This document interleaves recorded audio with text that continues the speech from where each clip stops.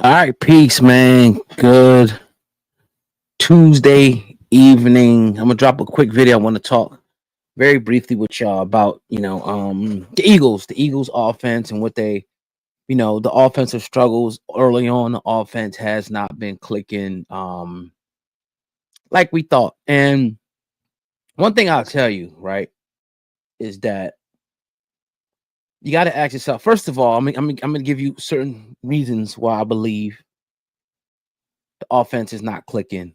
And then I'm gonna give you a few remedies and I'm gonna get up out of here because I got a lot of stuff to do. But I wanted to drop a quick video on here before the night. First of all, when you talk about the offense of inefficiencies, as is stated, or the struggles in particular in the passing game, one thing you got to understand is that in particular offense, especially when Jalen Hurts is another coordinator for him, another offense. You got to figure it's probably upward of maybe 200-300 plays, that has to be memorized, and you have to rep these. And truly, honestly, it's not enough time in training camp. That's why teams that keep the camaraderie, they usually come out a little faster. They got the same coordinators, they got the same play, the same concepts. They're able to usually come out a little faster. So when you changing your offense, you change your coordinator, it takes time. Now, me on a very small level, I've called plays. My play card is somewhere around here. I still actually got my play card, from when I used to call plays and whatnot. I had what 40 something plays. You know what I'm saying? Right here. And the constant repetition that you have to continue to go through in order to get these plays down pat and for people to be on the same page, it takes time. That's for one. For two, the Philadelphia Eagles, they didn't get a lot of camaraderie. They didn't get AJ was out a lot. Devontae was out. They didn't get a lot of time to rep these plays. So early on, it's going to look a little slow. It's going to look a little sluggish. Another thing that people don't want to talk about, right? And McNabb kind of alluded to it. A lot of people like to say, "Oh, McNabb is this and McNabb's a hater." McNabb is not a hater. McNabb always tells the truth. And now, one thing I'm gonna tell you about McNabb is he said a couple of years ago, the first time the Eagles were in the Super Bowl against the Kansas City Chiefs, he told everybody he don't think they're ready. He said it might be another couple of years. And everybody called him a hater. He don't want people to succeed. And what did they do? They won the Super Bowl in the next 2 years. So McNabb knows what he's talking about. He was on WIP and he was talking about why it should not take that long for these route concepts and Jalen Hurts to get through these route concepts and find the open man. So why do you blitz someone? Can we talk about how many times he gets blitzed? Because typically he has a lot of time in the pocket, Jalen Hurts. A lot of time in the pocket. He's got all day. So when you blitz someone, it's to speed up his progression so he's not able to sit back there and somebody's not able to become uncovered like an AJ or a Smitty. We have to give a little bit of credit to the defense as well, in my opinion, right?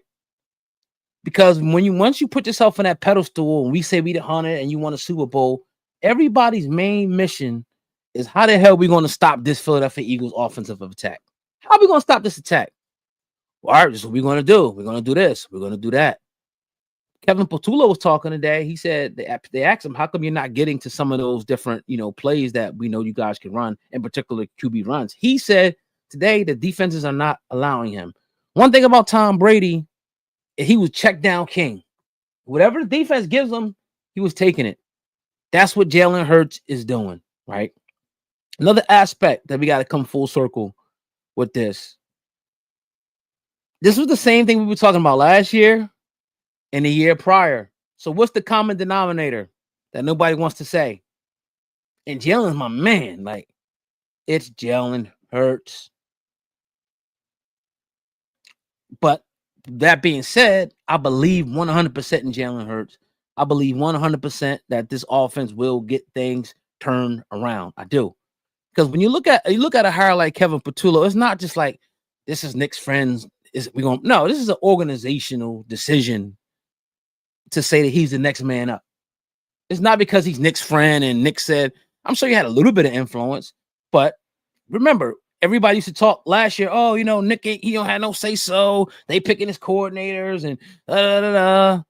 So yes, the organization, the players felt comfortable enough to pick this man, and he's been in the system, but now he tweaked things his way. He's tweaking things his way. It's going to take time. In my opinion, it's going to take about maybe 5 to 6 weeks to get the offense clicking where it should be. Now, after that, if it's not, then there's some serious issues. But offensively, it takes time to get plays going. What's up, buddy? All right, go ahead. Right? It takes time. So again, going back to the common denominator of Jalen Hurts. Why is he not pulling the trigger is the question we need to ask. Because we're saying that people's coming open. We're saying that, he has plenty of time.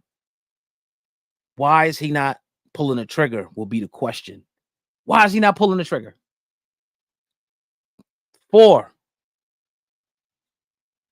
they blitzing him. And I was watching the game last night, Tampa Bay, and they were getting blitzed a little bit, and they were throwing some screens. And even when I seen CJ Stroud get blitzed, what was he doing? Throwing up go balls and shit, throwing them away. So when we say that Jalen Hurts, right, we get mad about a go ball, and that's not the only ball that you could throw when the blitz comes. But remember, he threw that same go ball against the Washington Commanders. Remember that? When they sent that blitz up the middle and they said that Saquon was holding Louvu, they was crying about that shit. That was a go ball that Jalen Hurts threw in the face of the blitz, and it broke the back of the Commanders. Another thing we got to talk about are these receivers uncovering like they're supposed to when the blitz comes?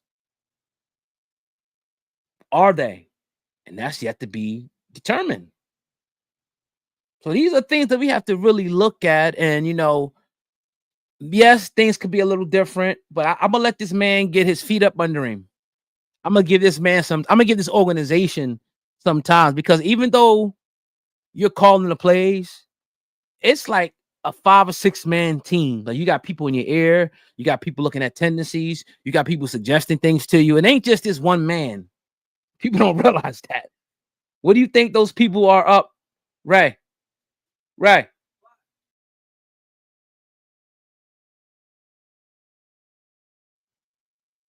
When they show the and shut this door, when they show the people up in the booth, right? And you see the defensive coordinator sitting there, and they're over, they're they showing them on camera. These guys are working on the defense.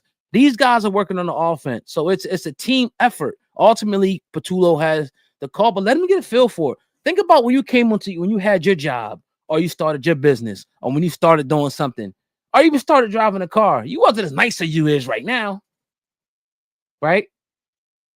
So just give the man time. We got 2 W's, right? I'm excited about that because they're 2 tough teams. And last year, it was the same type of issues and concerns. Why is he not throwing the ball? These guys is open. Remember, what was AJ saying last year? Remember, Brandon Graham said there was an issue between them two. And AJ, they was talking about the passing game. And AJ said, what can improve? He said passing, right? So that's not like this is a new thing. What's the common denominator? Because Kellen Moore was the coordinator last year, wasn't he? Kellen Moore was the coordinator last year. And we were still talking about the same thing. So Jalen Hurts is the common denominator, but I'm not worried because I know he is Jordan-like. I know that if you give him one or 2 opportunities, remember, these games are coming down to 1 or 3 plays. And when they did bring the blitz, it looked ugly all game, but it was that one time where Jalen threw it in the face of the blitz and Devontae Smith caught it, and that's all it takes to win the game. Are concerns valid? Absolutely, because you think with these type of players, that it should be a prolific offense, and it will get there. Trust me. But remember, there's 11 guys on the other team as well. It ain't just the Eagles. There's 11 other guys that are scheming and taking AJ out and bracketing AJ and double covering AJ and bracketing Smitty and making sure these guys don't beat you. Hence, the week before, Dallas Goedert was able to beat you. Jalen Hurts was able to beat you with his legs because of the defense. So Jalen Hurts is a genius. He's a genius. He's Tom Brady like when it comes to taking what the defense gives you. He's Tom Brady like, all right, you taking away my receiver, you bracketing him. All right, shit. Y'all playing man. Fuck it. I'm just gonna run and get the first down. Okay, you taking away this, you taking away that. Dallas got it right there over the middle, first down. That's what he did against Dallas. Now, Dallas got it, wasn't there against the Kansas City Chiefs, so he had to improvise. But the plays that Jalen Hurts needed to make, he made them in that game. He made them. And the thing about AJ is like, I love AJ, but it's like, you can't put nothing out there for the media, bro. If we got issues, internal issues, that's between us. The media, you give the media bullshit, just like the coaches do. Now, everything, we know we got some things to work on. We're gonna work on them and get better for next week. That's it. Not, I think it's fair game to talk about. Can this be, the passing game? Can it, is it sustainable? We know that shit's not sustainable. Why even say it? We know damn well that's not sustainable. This type of, offensive performance. But history and the players that they got and the organization tells me that they will get it right, bro. Can you imagine after just 2 games? Because even last year, were people not calling for Nick Sirianni or not? They were calling for his head. And I was sitting back like, hold on, it's a little too early for that. And then he goes on and win a Super Bowl. So I have faith in Kevin Patullo, right? I get it. It's going to look different. Did he finish? It's a new offense. It's a new season. Defenses are scheming against you, but you still find a way to get a W in the most hostile environment in sports, probably. What are we talking about? What are we complaining about? They will fix it, bro. This is a Super Bowl organization. These are the best years in Philadelphia sports. I come from blackouts, meaning that you ain't even know if the game was going to come on TV because not enough people came to the stadium. That's the era I come from. Reggie White, Randall Cunningham, Rodney Peete, Bobby Hoyen, Coy Detmer, Ty Detmer. That's the era I come from.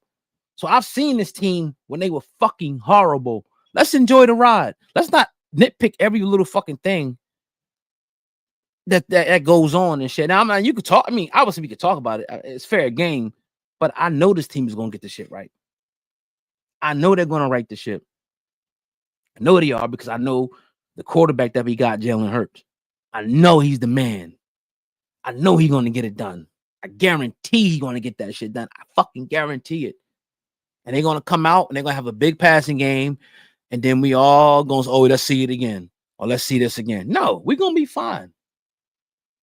We're going to be fine. So ultimately, yeah, the passing game, the Chiefs, they sent the house because they knew they seen something. They said, look, we're going to speed his decision making up.